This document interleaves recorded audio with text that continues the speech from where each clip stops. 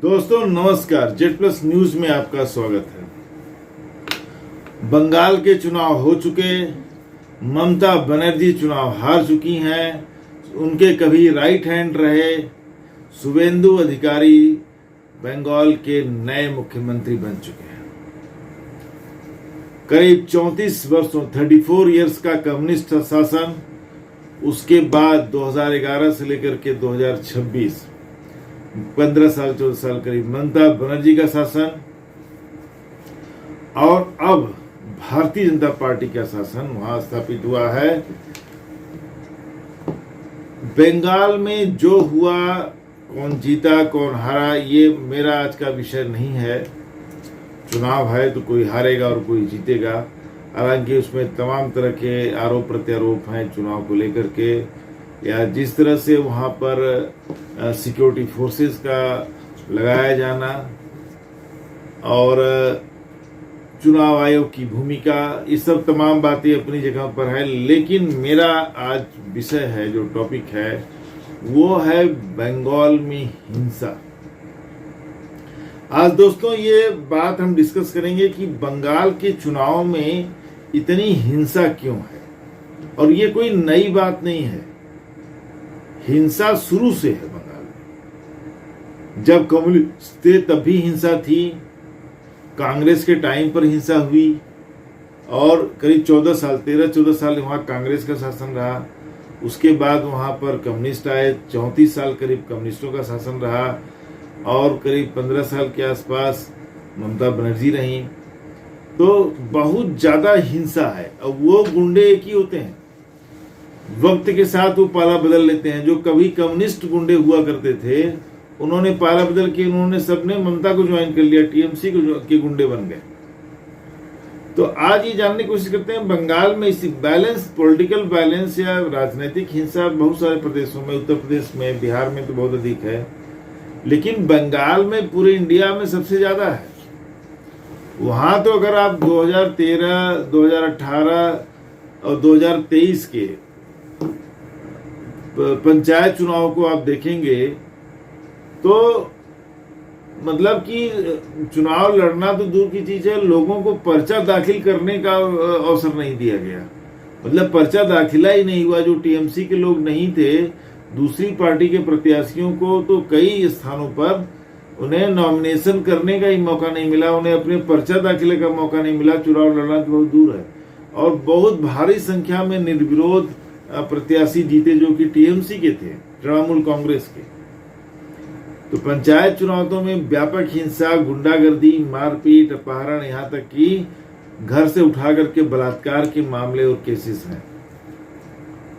तो आज जानने की कोशिश करते हैं कि बंगाल में ऐसी क्या बात है कि वहां पे इतनी ज्यादा हिंसा है। बंगाल के अगर आप इतिहास को खंगालेंगे, बहुत पीछे हम नहीं जा रहे हैं, बहुत लंबा वीडियो हो जाएगा।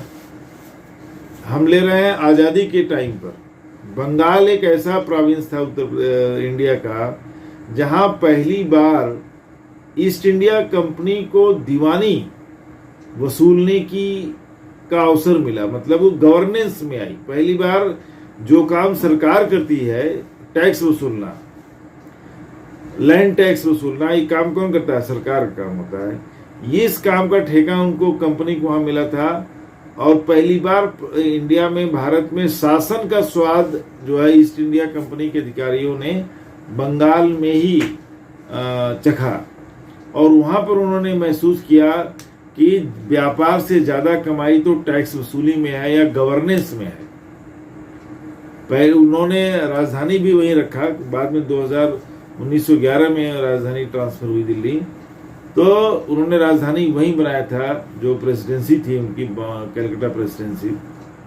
फिलहाल तो अनुशीलन समिति और जुगांदर समिति, जो बंगाल में दो क्रांतिकारी संगठन थे जो भारत को आजाद कराने के लिए लड़ रहे थे, और उन्होंने हिंसा को अपना राजनीतिक माध्यम बनाया था देश को आजादी दिलाने का। तो बंगाल के लोग क्रांतिकारी रहे हैं शुरू से।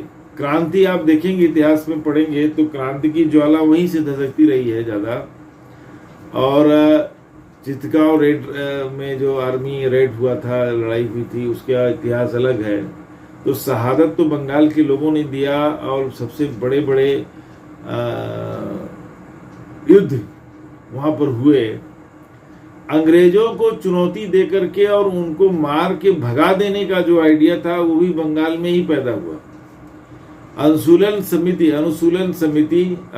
समिति और जुगांतर जैसे संगठन जो हिंसा के माध्यम से मतलब लड़ करके अंग्रेजों को भगाने के पक्ष में थे और उन्होंने अंग्रेजों से लड़ाइयां भी लड़ी। फिर दौर आया नेताजी सुभाष चंद्र बोस का। देखिए, नेताजी सुभाष चंद्र बोस भी गांधी के रास्ते से हट करके उन्होंने अपना एक नया रास्ता लिया और आईएनए इंडियन नेशनल आर्मी बना करके ब्रिटिश हुकूमत को मार के खदेड़ने का उन्होंने संकल्प लिया। यहाँ पर भी बात वही आई कि उन्होंने भी वो रास्ता चुना, किसका, युद्ध का रास्ता चुना नेताजी ने। हालांकि उनका तो कि नहीं, हम जहाँ गांधी का एक अहिंसात्मक आंदोलन था उसको नेताजी प्रैक्टिकल नहीं मानते थे, उसको बहुत व्यावहारिक नहीं मानते थे। सच्चाई भी थी उनके बात में कि जब तक अंग्रेजों को मजबूर नहीं किया जाएगा वो जाने वाले नहीं हैं। तो इस तरह से नेताजी सुभाष चंद्र बोस ने एक निर्वासित सरकार बनाई, उसके वो राष्ट्रपति बने और वहीं से आईएनए उन्होंने बनाया, इंडियन नेशनल आर्मी, उनके नेतृत्व फिर से हालांकि वो पुनर्गठित किया उसको और कोहिमा तक जीते भी, लड़ाई भी लड़ी। वहाँ की परिस्थितियां बदल गई इसलिए उनको पीछे हटना पड़ा।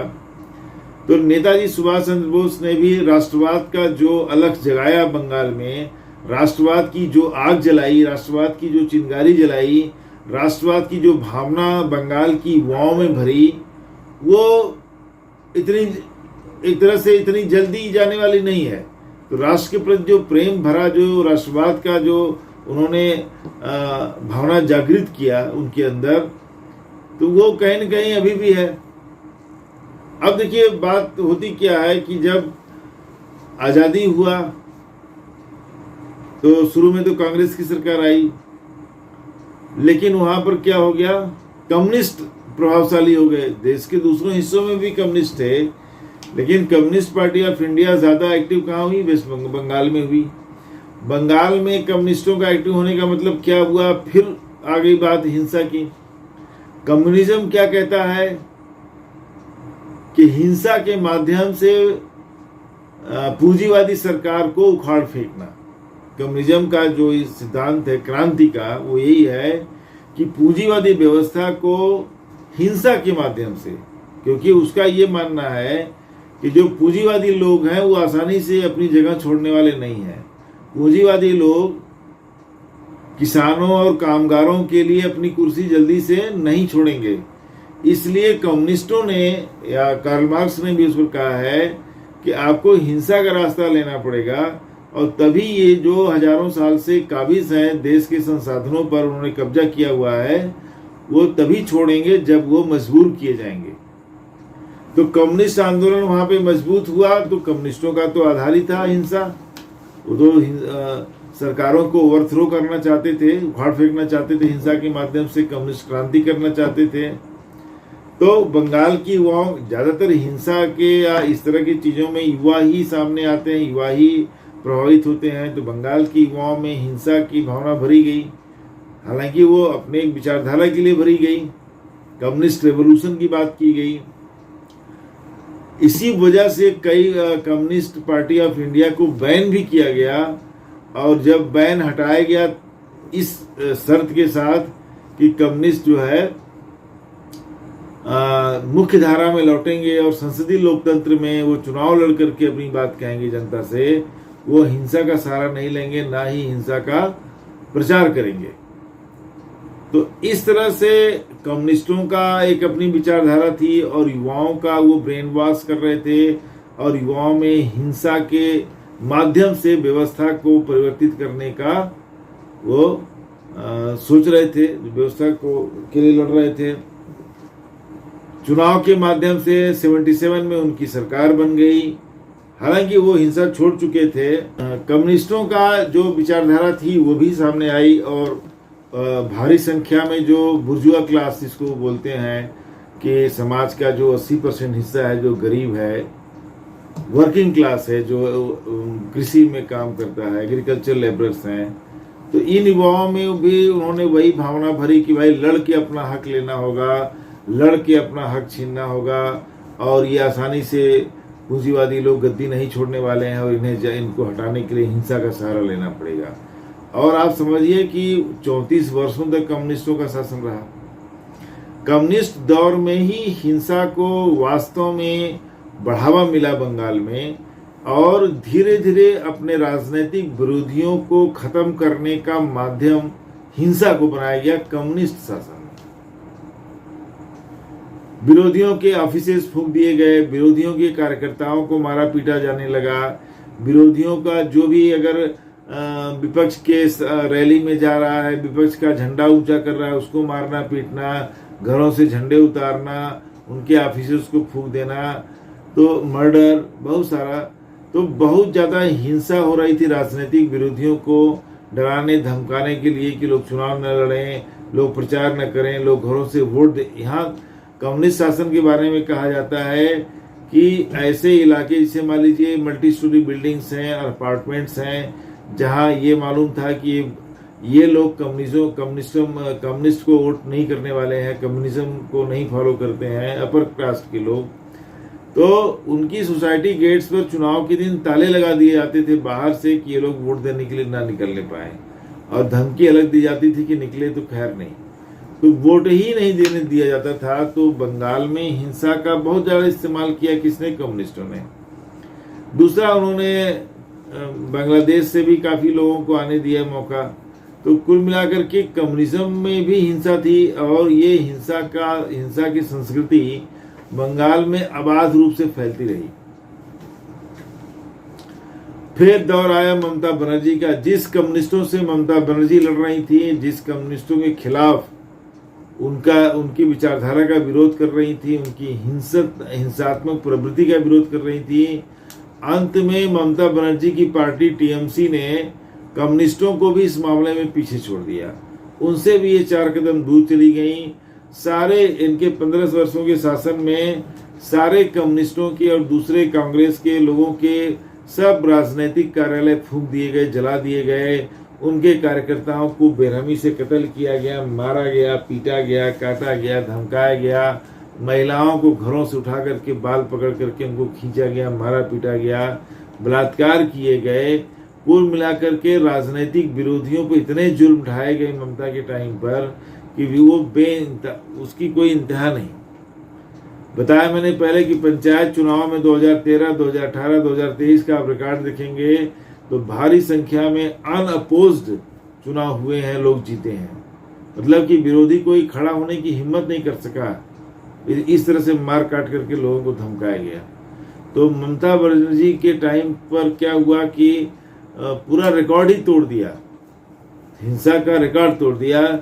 2021 के चुनाव के बाद बड़े पैमाने पर विरोधी दलों के कार्यकर्ताओं के घर फूके गए, उनकी दुकानें फूकी गई, उनको डराया गया, उनके कार्यालय फूके गए। इस तरह से दहशत का माहौल बनाया गया और राजनीतिक बदले की कार्रवाई की गई 2021 के चुनाव के बाद, जब ममता बनर्जी जीत गई थी।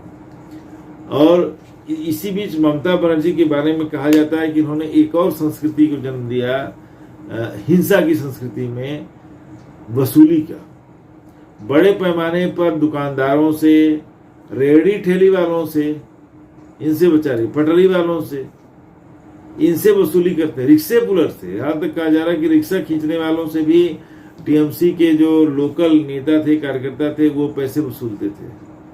यहाँ रिक्शा चलने देंगे नहीं, यहाँ दुकान लगाने देंगे, यहाँ पे पटरी लगाने देंगे, यहाँ से ठेला लगाने देंगे।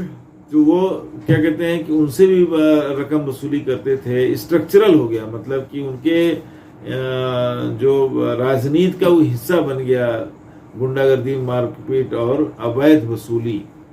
तो ममता बनर्जी ने अवैध वसूली को जन्म दिया।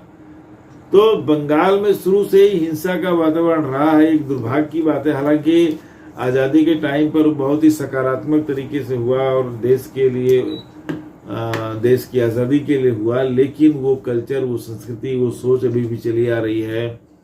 और बहुत ही दुर्भाग्यपूर्ण है कि एक चुनाव हुआ, अच्छी बात है, लेकिन इस तरह से वायलेंस जो हो रहा है बंगाल में, कभी वो करते हैं कभी वो करते हैं। टीएमसी के ऊपर सबसे ज्यादा आरोप है कि उन्होंने बहुत ही बुरी तरह से